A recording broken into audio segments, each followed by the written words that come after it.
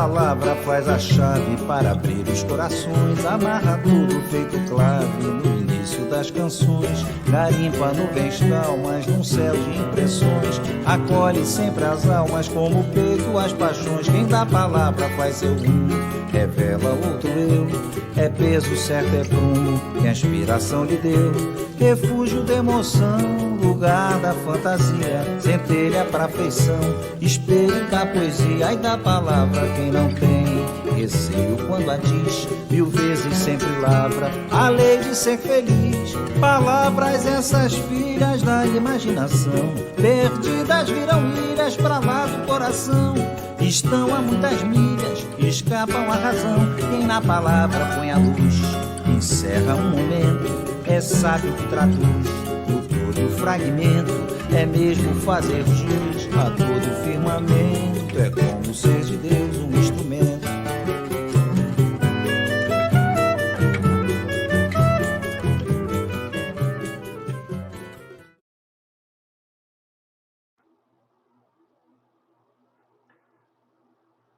Olá, boa noite.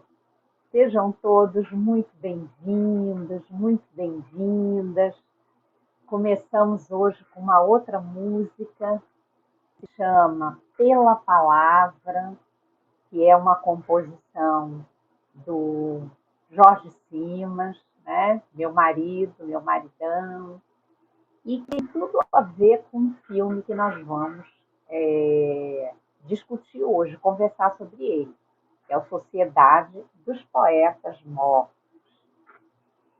A música vai falar sobre o quê? A letra da canção, né? Quem da palavra faz a chave para abrir os corações. Amarra tudo clave no início das canções. Então é isso que nós vamos tentar fazer aqui. Sermos claves para amarrar as nossas palavras aí no início das nossas canções de hoje. Daqui a pouquinho eu vou apresentar os nossos ilustres convidados, o professor Peron Rios, o professor Pedro Henrique, né, com quem nós vamos conversar, um bate-papo muito à vontade. E a gente vai começar falando um pouquinho sobre o filme, né? O filme, eu acredito que dificilmente alguém não tenha assistido a esse filme. Ele foi lançado em 1989, ele chegou ao Brasil em 1990. Ele, na época das telas do cinema, então era assistir no cinema, né, no escurinho do cinema. É um filme super indicado para as premiações. Ele foi indicado como melhor filme, melhor diretor, melhor roteiro, melhor ator. E ele ganha como melhor roteiro o Oscar em 1990. Né? O diretor dele o roteiro é de Tom Schumann. Né? E é um roteiro baseado nas experiências do próprio Tom na Academia Montgomery Bell, né, de Tennessee. Então, ele estudou numa academia, ele teve um professor chamado Samuel Pickering, e ele se inspirou para fazer o roteiro. Super bem assessorado, porque ele aí vem com a direção de Peter Weir, que é o mesmo diretor do Show de Truman, um Show da Vida, que é outro filme maravilhoso. Né? Fotografia lindíssima do John Seeley. Eu me lembro que tem uma cena inicial que tem os pássaros em liberdade voando, e aí aparecem os alunos descendo a escada da escola. Né? Uma fotografia belíssima. Né?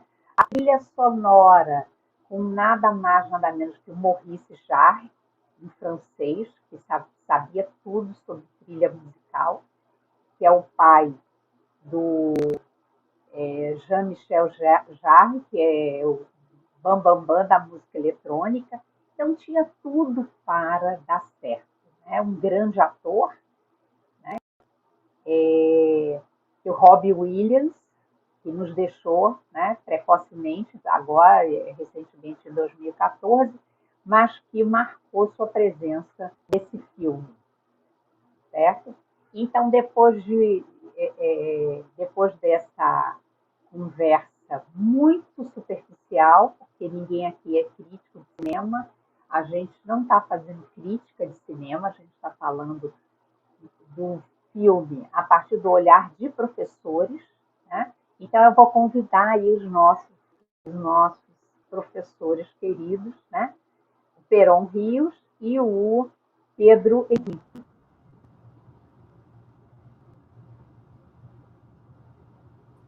Boa noite. Olá, boa noite. Boa noite. Bem-vindos aqui a essa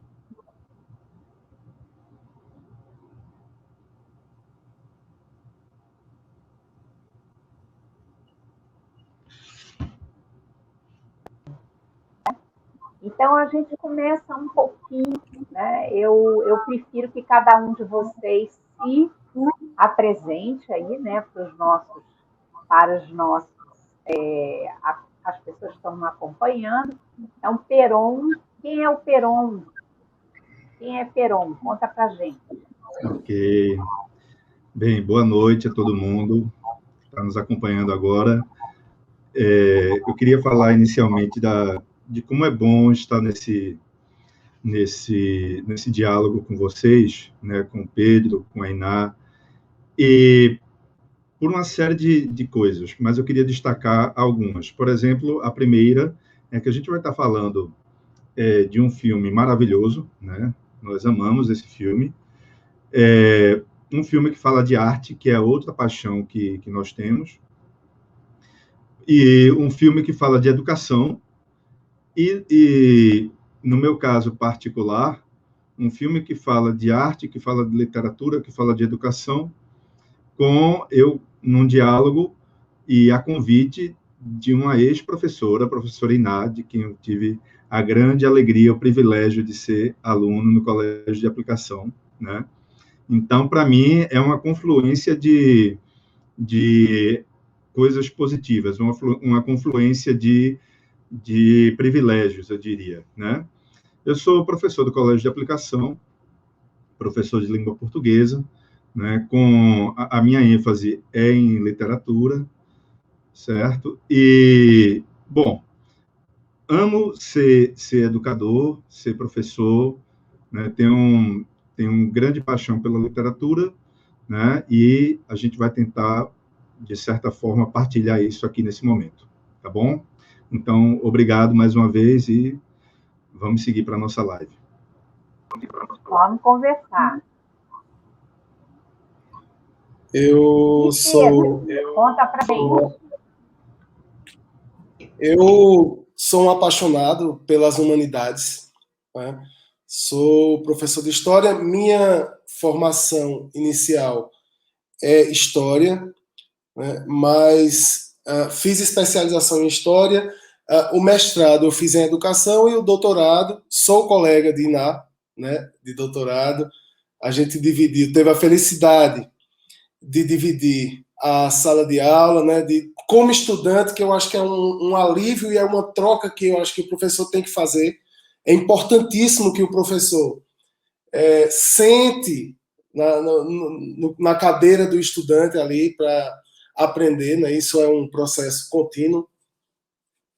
E a partir da pós-graduação, apesar de ser professor de história, eu fui me apaixonando pela filosofia, fui me apaixonando também. Agora estou com um caso de amor com a literatura, então, assim, é um triângulo amoroso com a filosofia, com a literatura, a base é a história.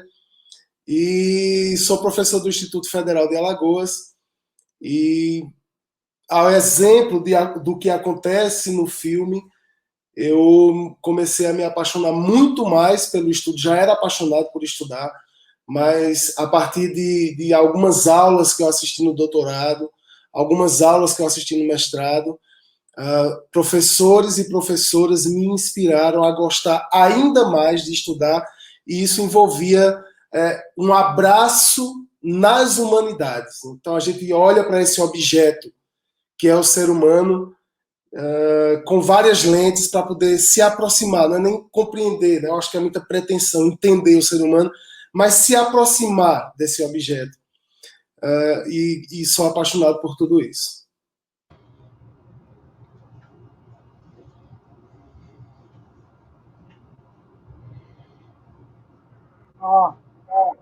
Então, estamos todos aqui abraçando as humanidades, né?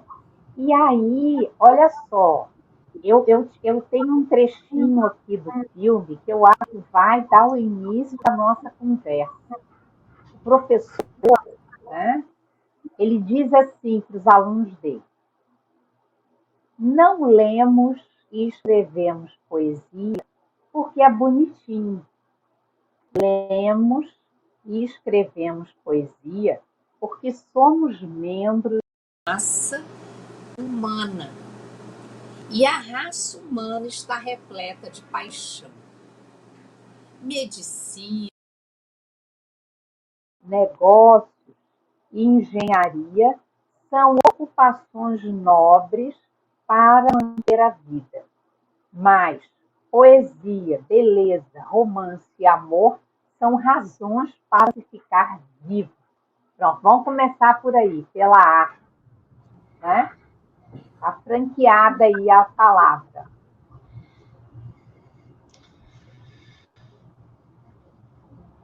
Ok, Pedro, quer começar?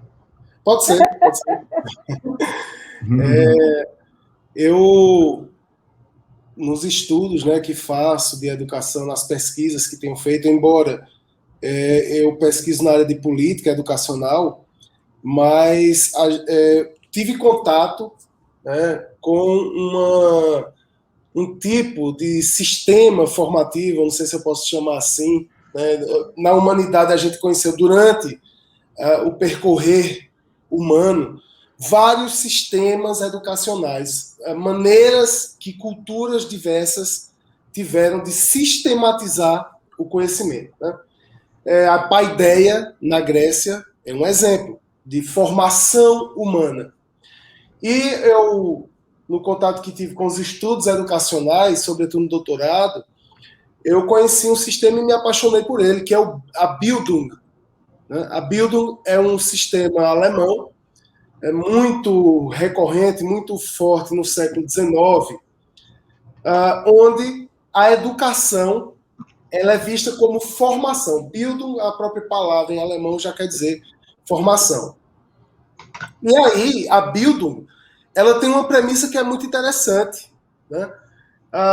O ser humano, ele é completo quando ele consegue ser formado por elementos racionais, por impulsos racionais e por impulsos lúdicos. Então, vejam bem, essas duas esferas de formação, essas duas, né, etapas de uma formação humana, elas são extremamente importantes para aquilo que a gente pretende ou sonha, que é uma formação mais completa do ser humano. Então, é muito complicado uma formação baseada única e exclusivamente na ciência, única e exclusivamente na racionalidade. Os afetos têm que fazer parte dessa formação. E a arte é uma maneira muito eficiente de trazer para a formação humana os afetos. A partir da arte, né, da aestese, da estética, esses elementos lúdicos, eles são trazidos e isso desperta afetos. A gente vê isso acontecer muito no filme O Professor, através da arte, numa formação muito linear, muito quadrada, né, muito tradicional, o professor apresentar aos alunos a arte para despertar nesse aluno, nesses estudantes, exatamente aquilo que é algo elementar na formação do ser humano, que é a maneira como esse ser humano se aproxima do mundo através dos seus afetos. Então, e na Levanta, essa questão da arte, eu acho muito importante que a gente traga esse debate, né? nós vamos formar nossos alunos apenas pela racionalidade, como é que fica o ser humano formado em sua afetividade, em sua dimensão afetiva? A arte é um dos caminhos possíveis. É isso. Não, isso que o Pedro traz é muito importante. A questão do lúdico, né? A afetividade, o Vallon fala disso, né? Como para a aprendizagem, os afetos, aquilo que te afeta, aquilo que realmente... Porque afeto não significa também somente... É bom a gente tirar... limpar um pouco a palavra, né? Porque afeto não significa somente algo positivo. Afeto significa você atingir a estesia, como o Pedro lembrou, né? Quando você não atinge a estesia, a estética, o sujeito está anestesiado, né? Então, esse prefixo aí é terrível, né? Para a gente que convive em sociedade, convive com seres humanos que estão repletos de paixão, como diz o filme, né?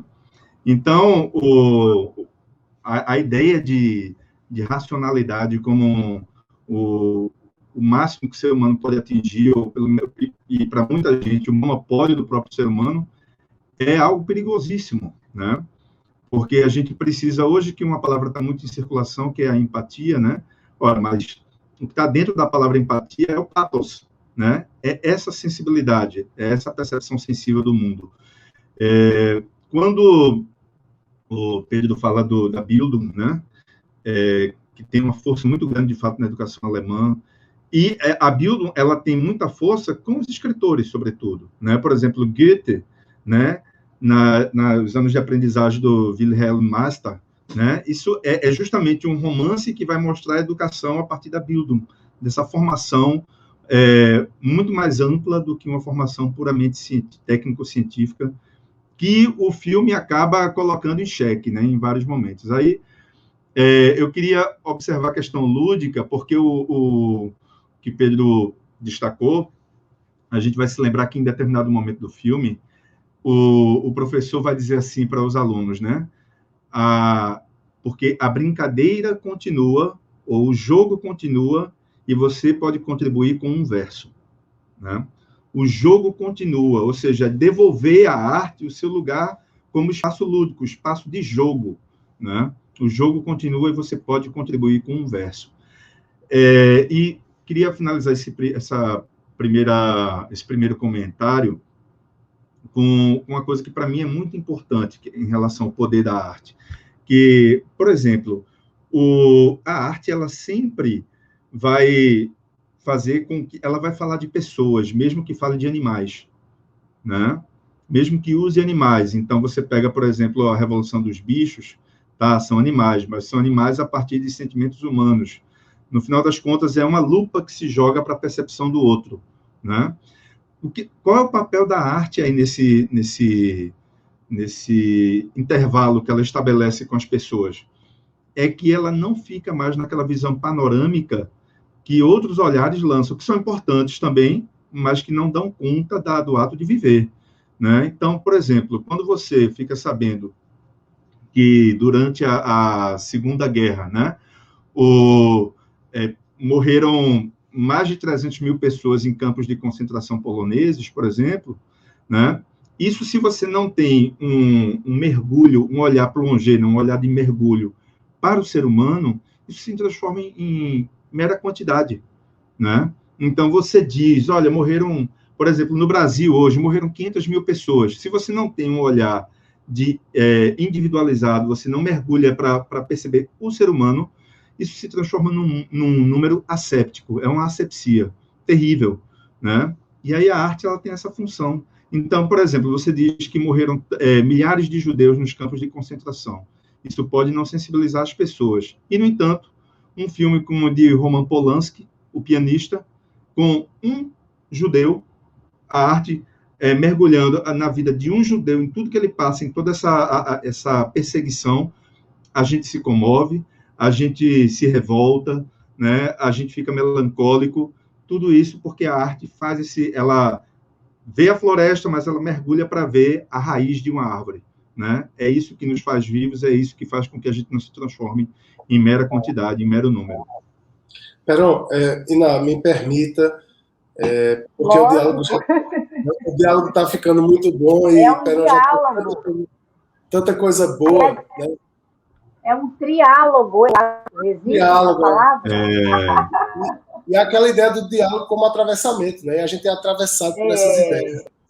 E Peron cita, né, Goethe, existe é tão forte isso na educação alemã, que existe na literatura alemã o Bildungsroman, né, que é os romances de formação, do qual esse do Goethe, que Peron cita, talvez o maior ícone. Mas a gente discutia também sobre outro romance, O Lobo da Estepe, e para você ver a importância da arte, né, na vida, na formação do ser humano, o livro O Lobo da Estepe traz a história exatamente de um cara de 50 anos, né? Um cara que já viveu muito e tal, e assim, 50 anos, quando o livro foi, eu acho de 27, o livro, era uma idade considerada avançada. E ele aprende certas coisas, né, no seu desenvolvimento afetivo, no seu desenvolvimento, ele traz um desenvolvimento intelectual muito consolidado, mas aquela personagem, ela não tem seguranças afetivas. E aí ele conhece uma prostituta e ela ensina ele a dançar, e é através da dança que o Lobo da Estepe chega a determinadas conclusões em sua vida, que essas conclusões vão libertar essa personagem de certos traumas e de certas visões mais fechadas, né, da vida. Então, a arte tem uma importância fundamental, né, na formação, e aqui a gente olhando para a tentativa da formação de um ser humano integral. Eu vou falar a palavra tentativa porque a gente nunca vai formar um ser humano integral. Isso né? Isso seria uma ilusão e talvez fosse muito ruim para a espécie humana que a gente conseguisse atingir, né, esses topos de formação. É essa busca constante, é esse caminhar, é esse eterno estar em formação que faz a gente ser como a gente é. Felizes com as coisas boas que a humanidade nos dá, tristes, muito tristes com as coisas ruins, mas nós temos que ser conscientes, sabedores dessa característica humana, né, dos afetos. E aí, como o Peron colocou muito bem, é preciso pensar o que é afeto. O afeto não é uma palavra que só remete a coisa boa. Afeto é aquilo que afeta, de forma boa ou ruim. Né? O que a educação deve fazer é tentar conduzir as pessoas para que, né, desenvolvam afetos dos bons, sabedores que os maus afetos eles não somem. Isso é uma das grandes questões da educação e da cultura. Né? Eu lembro de um outro filme, também com o Robin Williams, né, que é O Gênio Indomável, em que ele, como psicólogo, ele vai justamente mergulhar em afetos não tão confortáveis, né, com o gênio indomável, para poder libertá-lo, né, se a gente pode usar essa palavra, que é uma palavra até relativamente perigosa, né, parece que alguém pode libertar outra pessoa, isso né? Não acredito nisso. Mas, enfim, contribui para que ele possa encontrar o próprio caminho e possa, a partir da exploração. Eu lembro que tem no trecho, em determinado momento do filme, ele força o garoto a chorar, né? E isso é positivo, né, naquela relação, isso é necessário. Né? E aí, porque a arte também, ele usa a arte o tempo todo, né, lá no outro filme também. A arte, ela singulariza, né? Ela transforma a vida em vivência. Eu acho que isso é fundamental, porque você pode passar por uma vida sem ter muitas vivências, né? E a arte ajuda a singularizar e transformar a vida em vivência. Então, outros saberes importantes, eles talvez não seja da natureza deles, né? Ver o rosto, né? Eles veem o vulto, né? Então, não vem o rosto, muito menos vem a lágrima ou a angústia. E a arte aqui mergulha nisso para tentar mostrar esse aspecto do ser humano que é tão visceral. né? Quanta coisa boa, meu Deus. Ana Lúcia Maia mandando um beijo pro Peron, dizendo que adora ouvir você falar, tá vendo? Ô, Olha lá, rapaz, um um beijo, Ana. abraço, né? A Gilmara Lins dando boa noite, viu, Gilmar é Gilmara? uma querida, é uma querida. Gilmar Basílio, uma querida da minha também, que é uma pessoa ligadíssima nessas questões culturais, né? Então, quando a gente fala da arte, como eu Só me tenho... permita, Iná. A Ana foi nossa colega lá no Colégio de Aplicação, maravilhosa, Sim, eu né? sei, Ana é minha parceira de muitos outros lugares. A gente tem umas parcerias boas.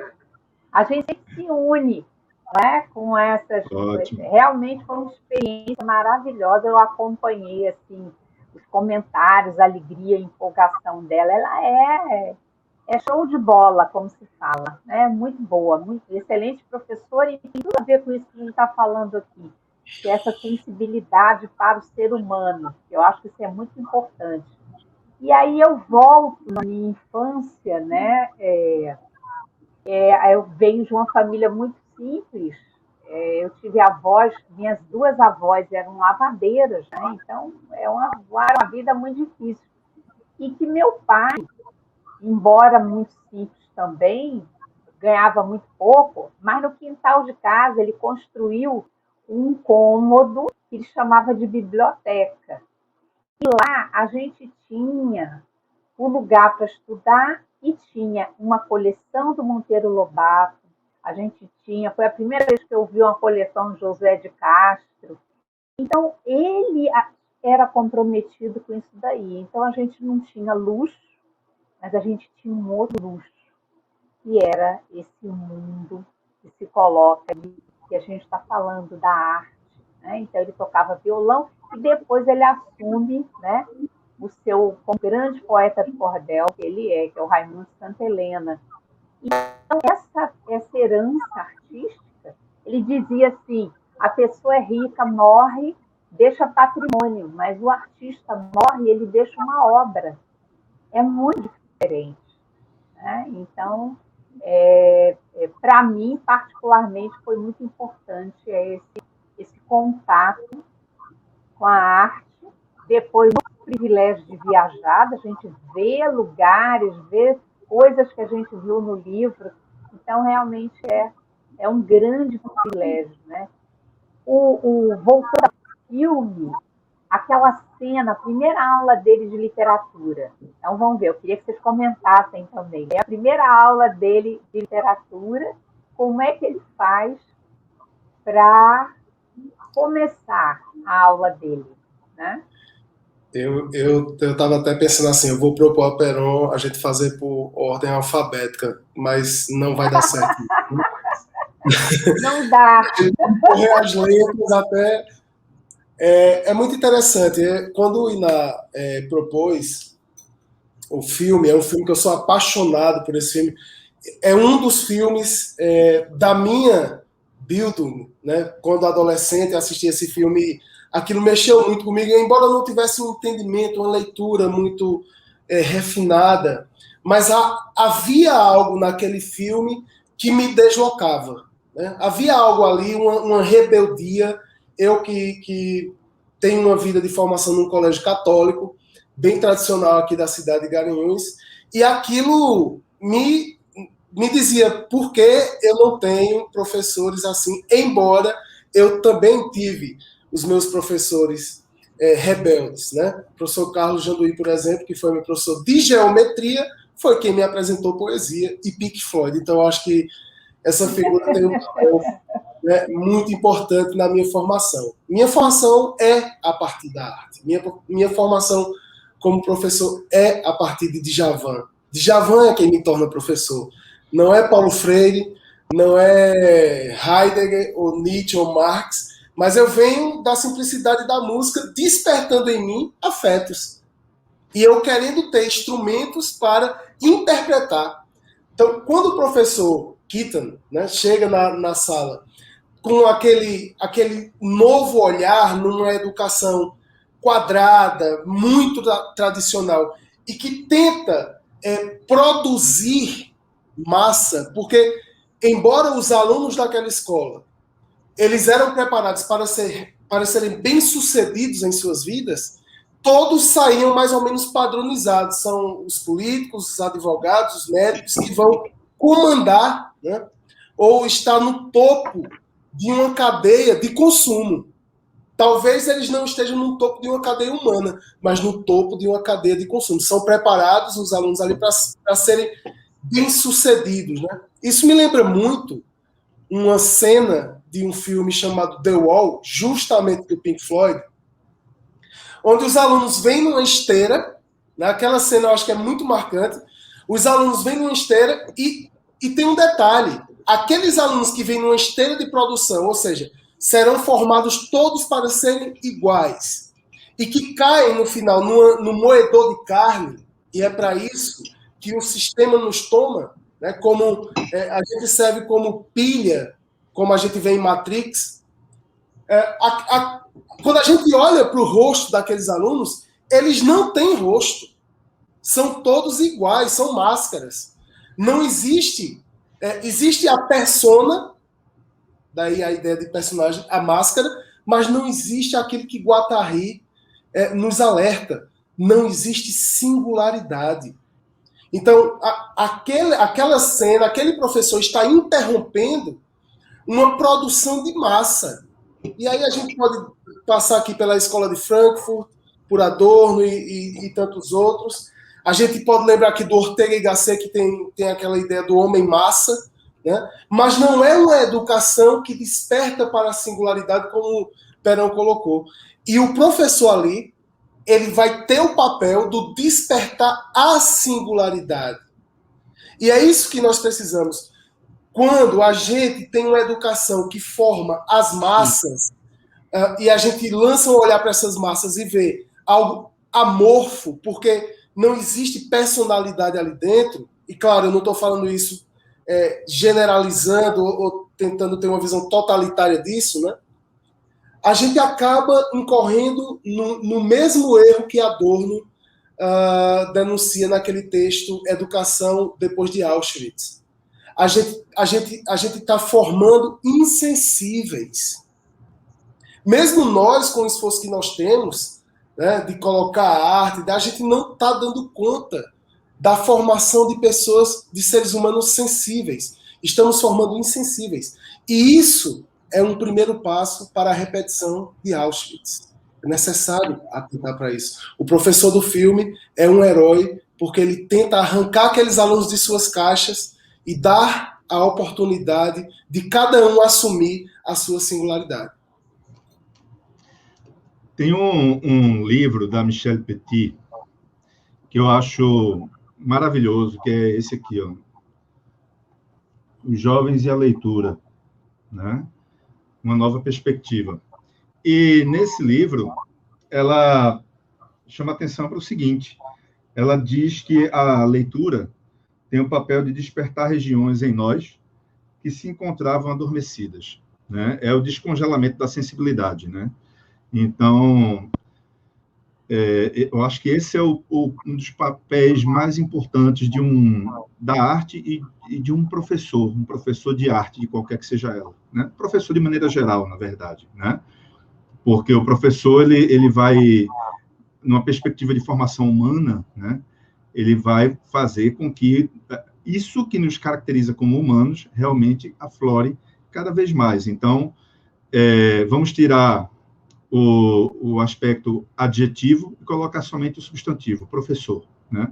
O professor tem essa função, né? E ele em geral, desenvolve, ou procura desenvolver.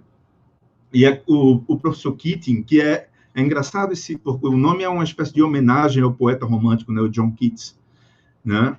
Aliás, o filme todo está numa atmosfera romântica, né?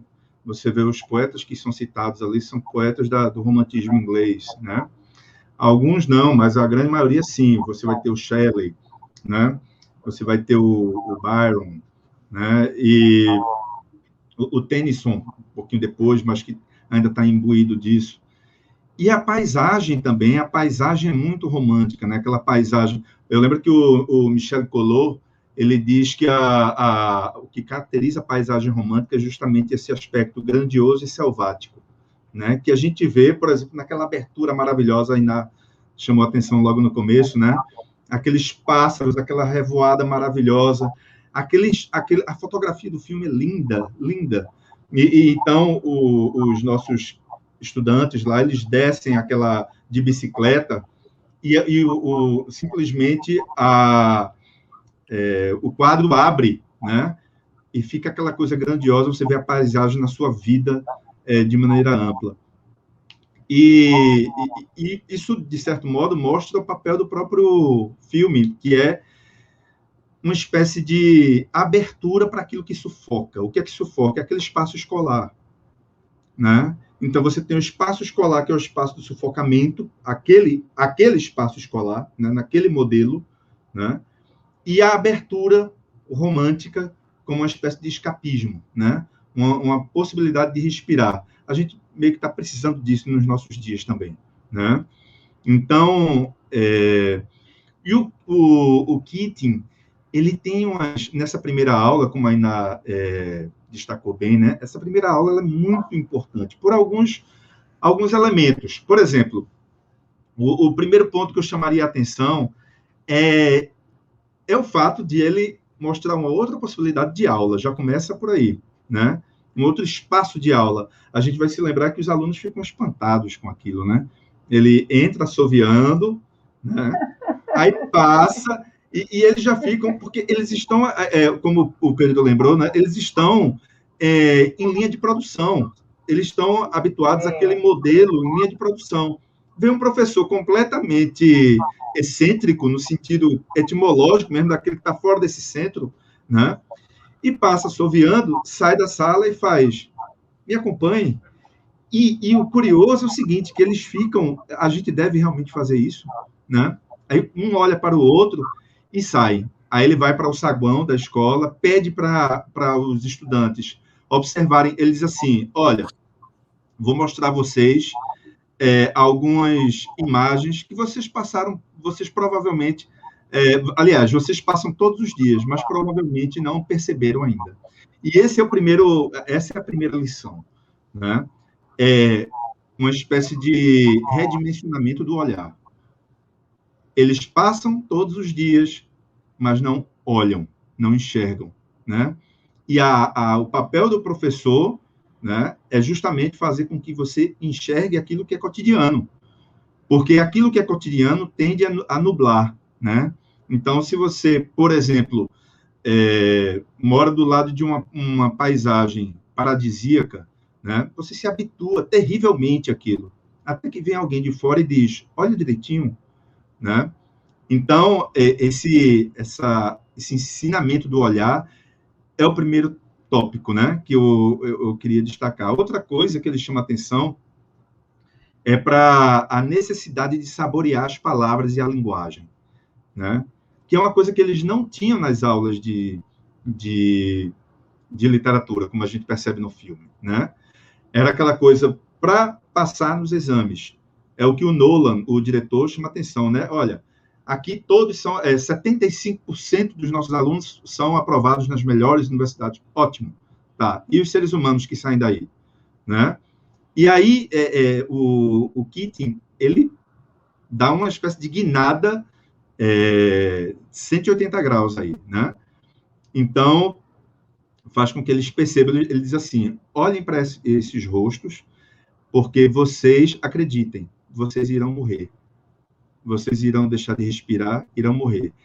Na poesia, percebam o valor das palavras, saboreiem a linguagem, né? Então, são coisas que o Keating, ele já começa a conquistar, ele começa a mostrar a que veio ali. E é claro que isso incomoda, e é claro que isso vai mexer com um modelo, e nessa manutenção do modelo, a cabeça dele fica em risco também. Porque ninguém mexe com um modelo que está tão consolidado e sedimentado sem incorrer em nenhum risco, né? Porque poesia é risco, e ensinar também. Mas professor é correr risco, né? Nessa perspectiva que nós estamos falando aqui, é você correr riscos, porque a gente está exposto ali. Somos numa turma, quantos pares de olhos olhando para a gente, né? Sabem que a gente, quando a gente está triste, quando a gente está chateado, quando está doente, sabem tudo, né? A gente fica na frente de uma turma, eles passam raio-x ali na frente da gente. Então, é correr risco, né? É saber como, mesmo estando naquela situação de risco, saber lidar com as diferenças dos nossos alunos. Eu sempre gostei muito de andar pela sala de aula, né? Passear pela sala de aula, parar junto de cada aluno, porque naquela hora ali da conversinha do pé de ouvido, né, que você diz algo para aquele aluno que ele vai se lembrar, né? Assim, que você não falou, quando você pensa que conhece alguma coisa, você tem que olhar de outra forma, mesmo que pareça bobo ou errado. Você tem que tentar. Então, ele usa a literatura aí para isso, para você olhar de outra maneira, né? Rasgar lá aquele livro que fazia um gráfico da qualidade literária do livro e olhar de forma diferente, né? E é interessante, é o seguinte, a gente não é professor, a gente vai para fazer um trabalho desse, a gente não está imune, a gente também vai se modificando. Isso é que eu acho mais legal do nosso trabalho. A gente nunca faz a mesma aula, a gente nunca tem a mesma turma e a gente nunca termina o ano sendo o mesmo professor e a mesma pessoa. Né? O filme mostra bem isso daí. Né? Eu queria aproveitar... É emocionante. Tá bom? Vai lá, Tarão. Não, eu só queria pegar... Cara, vocês estão me ouvindo? Porque Iná travou para mim aqui, tá, né? Eu só queria pegar uma carona nisso que a Iná lembrou, né? E rasgar a introdução do livro, que aqui eu estava mostrando antes da nossa live, mostrando a Iná, esse encartezinho aqui, Sociedade dos Poetas Mortos, né? Da Cinemateca Veja. E aí, uma das informações é que claro, que ali os autores que ele cita são o autor, né, o Pritchard, ele é fictício, né? Mas o livro, ele de fato existe, né? Aquilo ali é a partir de um livro chamado Sound and Sense, né? De Perrine, e que é uma referência nos Estados Unidos, ainda hoje. Mas eu queria fazer menção a outro detalhe, que é o seguinte: o filme, ele fala dessa questão da ciência e da arte, né? E quando o Keating ele rasga aquela introdução, né? Primeiro ele quebra uma tradição, né? Ele diz, olha, a tradição não foi feita, ela não está gravada na pedra, né? A gente faz a tradição é móvel, né? Primeiro ponto. Ele até brinca, ele diz, pode rasgar, não é a Bíblia, vocês não vão para o inferno, né?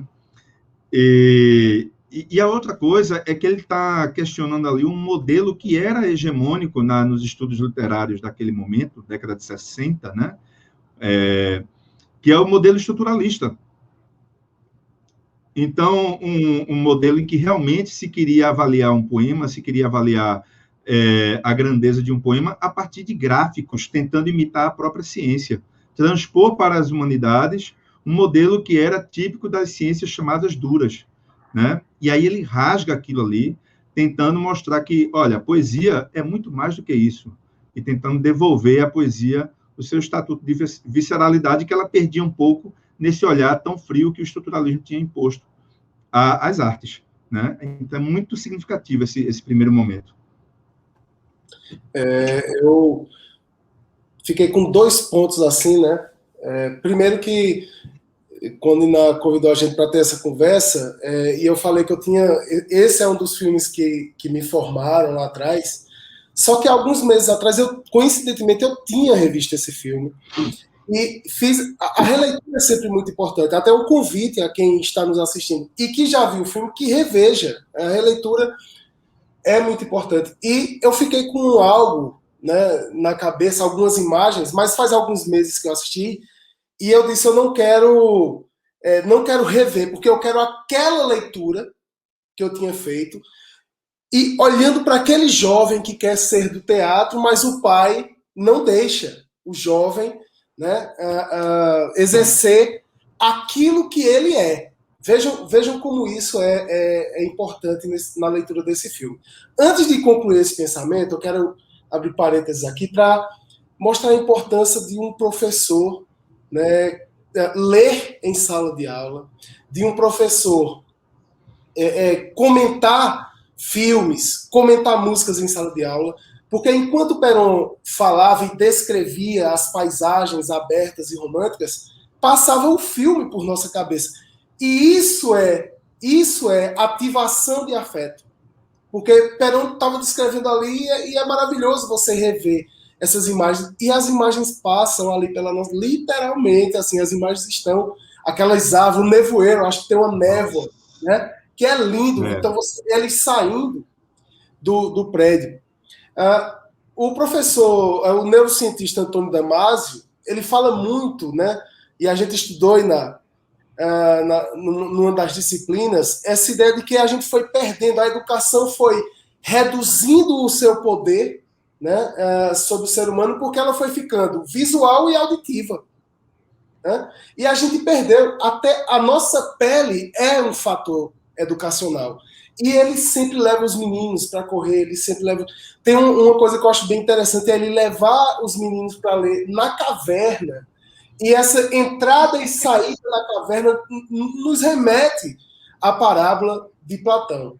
E aí eu fecho o parêntese para falar de algo que é muito interessante. Aquele jovem que quer exercer a sua singularidade, que quer ser do teatro e o pai não deixa, o pai impede que ele seja quem ele é.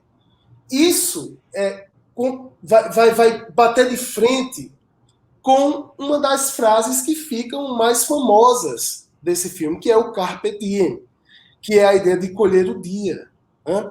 Nietzsche tem um livro chamado Vontade de Potência, de 1881, e ele dá ali uma fórmula, ele tenta passar uma fórmula de vida, que é o eterno retorno, e esse eterno retorno é uma proposta de escolha de vida naquilo que ela nos traz de bom, né? Ele diz que é no seio do terreno, sobre esta terra, nesta vida, que é preciso distinguir o que vale a pena ser vivido e o que merece perecer. Né? É aqui, é a oportunidade que a gente tem nesta vida, no agora, de escolher aquilo, e aqui eu junto com a ideia do torna-te quem tu és, né? Mas aquilo que a gente é. E o grande drama do filme é exatamente o drama de um jovem, e pegue esse jovem que tem uma situação mais, digamos, potencializada, ela é mais mostrada, mas como um símbolo e um representante de todos os outros jovens daquela escola, que simplesmente não consegue assumir-se enquanto sujeito.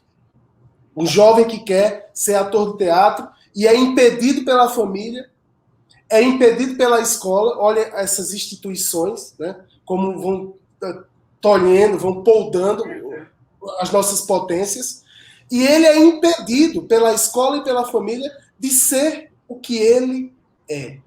Eu acho que a grande mensagem, uma das grandes mensagens, são muitas, desse filme, é um convite a nós assumirmos as nossas potências e assumir, inclusive, com os riscos que essas escolhas nos trazem. Então, essa proposta de eterno retorno, essa proposta de escolher no agora, e é a paixão de um professor pelo aquilo que ele faz. Isso que eu estou vendo aqui Perón fazer tão lindamente, e que eu estou assistindo aqui a aula de Perón também, e essas leituras belíssimas que ele está fazendo do filme. E Na verdade, essa aceitação da individualidade é muito importante, inclusive no dia de hoje, né? Que é o dia que se lembra da diversidade sexual das Sim, pessoas sim. também, não é? O filme não fala disso exatamente, mas fala como é difícil ser quem a gente e quem a gente quer. É completamente difícil. As pessoas sempre querem encaixar a gente em algum lugar, não é? Nossa Senhora, o tempo voa, olha a gente aqui, 1 hora batendo papo. Desse jeito, a eita, gente vai ter que fazer uma live lá em Garanhuns, né, Peron? A gente vai lá É, para Garanhuns no fazer friozinho, né? uma live Tomando ao vivo vinho, e a cores. tomando vinhozinho.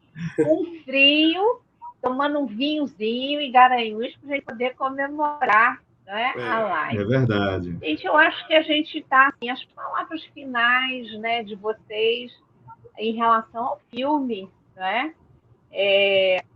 Que mensagem maior ele passa, né? Eu sempre defendo que o filme ele também é uma ferramenta para o aluno que vai fazer um Enem, que vai ter que fazer uma redação, que vai ter que dar conta, né, de uma situação tão formal como é um texto no Enem, por exemplo.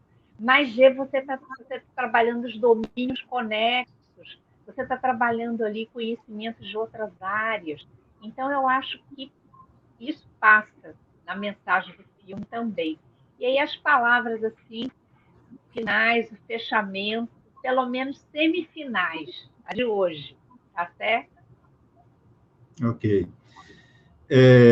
Iná, eu queria pegar, Iná e Pedro e os nossos colegas que estão acompanhando, né, a conversa, pegar carona um pouquinho no que o Pedro falou do Nietzsche, né, Nietzsche que é tão importante. Nietzsche não queria uma educação antiquária, né, no sentido de a educação tinha que ser seletiva, né, porque o tempo de vida é incompatível com... A arte é longa, mas a vida é curta, né? Então, essa educação antiquária, ela tende a banalizar uma série de coisas. É como o raio de sol que não tem a concentração da lupa, ele não perfura, né? Então, mas eu queria... Por que eu estou dizendo isso? Né? Porque a gente tem que observar as pessoas naquilo que elas têm de particular, né? Com esse olhar concentrado, né? É muito ruim, uma coisa que me incomoda muito, a gente usa por uma condescendência de linguagem, né? Quando a gente fala a turma, o perfil da turma, eu acho que pessoas têm perfil, né? Turmas, tá, tudo bem, por uma espécie de condescendência, a gente diz que turmas têm perfis, mas pessoas, sobretudo, têm perfis. E dentro de uma turma, o que existe é uma série de singularidades que a gente passa uma régua, a gente corta a maneira de Procusto, né? E isso gera traumas.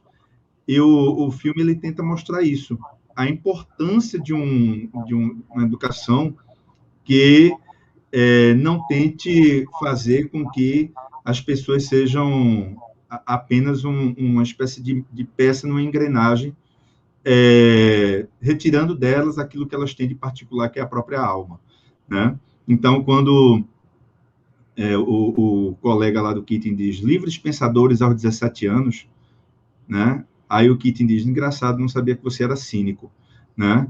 Então, é isso. Mas a gente vê com muita frequência, né, a educação tratando os alunos assim, né? Você não tem a capacidade de pensar.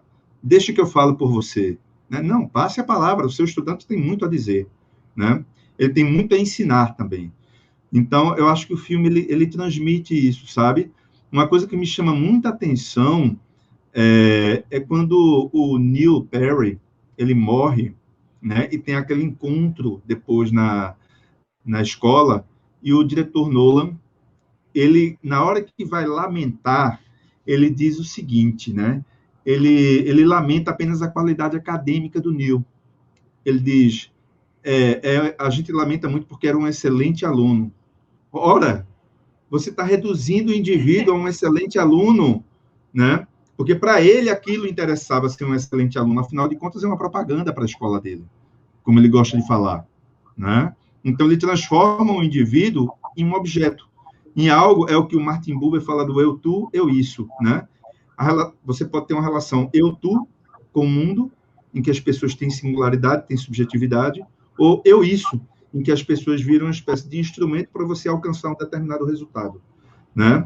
É o que o Nolan faz, e que muitas vezes a gente vê a escola como instituição fazendo, e a gente tem que combater, né? E a gente combate todos os dias. Então, eu queria finalizar só com uma lembrança para as famílias, né?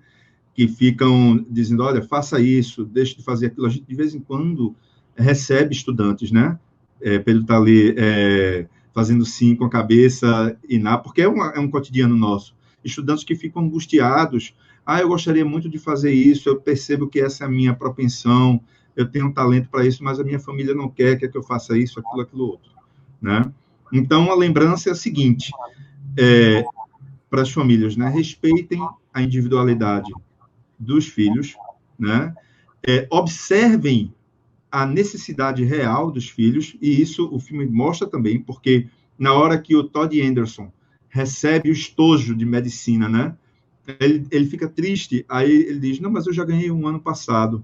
Aí o colega, né, o Neil, faz assim, não se preocupe não, isso vai se transformar num avião, aí joga, né? Aí faz, não se preocupe, ano que vem você ganha outro, né? Ou seja, a mensagem é, a sua família nem está olhando, ela comprou sem perceber, nem se deu conta, comprou meio que na inércia, né?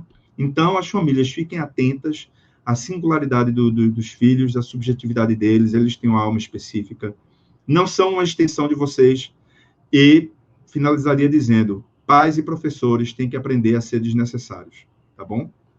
É isso. Pedro? Eu estou muito feliz, né, de poder participar de um diálogo, de um triálogo tão bom, né? E pensando no filme, assim, vou insistir nessa perspectiva nietzschiana, inclusive, do torna-te quem tu és. Mas esse torna-te quem tu és são potências que a gente começa a aflorar em nós, mas que essas potências elas têm que ser recebidas pelos nossos pais, pela nossa família. Então, corroborando aqui com o que Peron fala, né?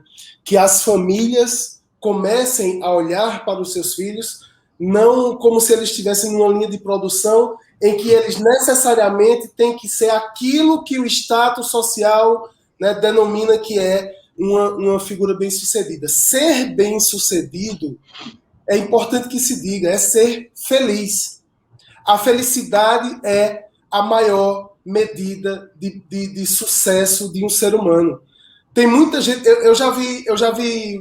Uma vez eu vi uma imagem, né, na internet que eu fiquei muito triste. Um médico sentado, uma senhora infartando a 3 metros dele no sofá, e ele não se levantava para atender aquela senhora que estava infartando. Esse cara, ele não tem culpa de se tornar o que ele se tornou. Ele foi... Talvez ele quisesse ser um ator de teatro, talvez ele quisesse ser professor. Foi obrigado a colocar um estetoscópio, colocar um jaleco, porque a sociedade determina e a sociedade diz isto é que é para ser feito. E isso passa por cima daquilo que é mais humano em nós, que é, voltando aqui, Peron e Iná, ao início da nossa conversa, aos nossos afetos. No final, aquilo que nos leva pela vida são aquelas coisas pelas quais a gente se apaixona, são aquelas coisas para as quais a gente tem uma preocupação, para as quais a gente quer viver e com as quais a gente quer viver. Eu quero agradecer muito essa oportunidade de diálogo, agradecer muito, Iná, você ter proporcionado essa oportunidade de conhecer Peron, um cara que eu já tô fã aqui, viu, de cara, e que a gente continue dialogando e levando para as pessoas uma oportunidade de reflexão junto conosco, né? Eu acho que é o papel do professor, é passar informação, mas, sobretudo, é refletir com as pessoas. É isso que a gente fez hoje aqui. Antes da Iná finalizar, eu queria agradecer muito, Iná, por essa oportunidade aqui. Pedro, pode ter certeza que a percepção é totalmente recíproca. A gente tem que marcar um cafezinho depois de todo esse caos, né? Depois que esse caos passar. E eu faço questão de ir até Garanhuns, que é uma cidade que eu adoro, né? Para que a gente tome esse cafezinho, aqueles chocolates que só Garanhuns tem, né? Então, Ida, muito obrigado por esse momento, por estar novamente com você, né? Num diálogo, num triálogo tão valioso, do ponto de vista afetivo, do ponto de vista intelectual, né? Obrigado. E agradecer aos colegas que estão aqui nos acompanhando.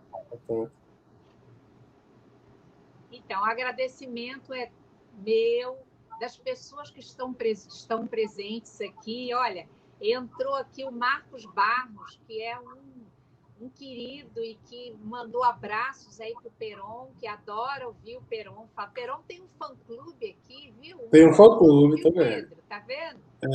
Ana Lúcia participando, Suzy também, que está sempre acompanhando. Thalita. Eu fico mandando caixas de vinhos para esse pessoal. Aí eles dizem. Enfim, a gente está aqui agradecendo essa oportunidade, né, de poder falar sobre educação, uma coisa que a gente gosta muito. Eu não sei se eu gosto, eu vivo ela. Eu acho que eu não gosto. Né? Eu fiz 45 anos de carteira assinada, eu vou entrar para o Guinness Book daqui a pouco de sala de aula, tá certo? Então, gente, olha, um abraço, muito obrigada aí, Camilo é a pessoa que está nos bastidores, obrigada também aí pelo apoio, e vamos seguindo aí, fazendo com que as nossas práticas afetem as pessoas, de alguma maneira. Não é, Pedro? Um abraço às respectivas esposas, que é uma simpatia, a mulher do Pedro, a do Peron também. Muito obrigada por cederem os maridos um pouquinho aqui da nossa live, tá certo? Tchau, gente. Boa noite, tá? Tudo de bom. Tchau, gente. Boa noite.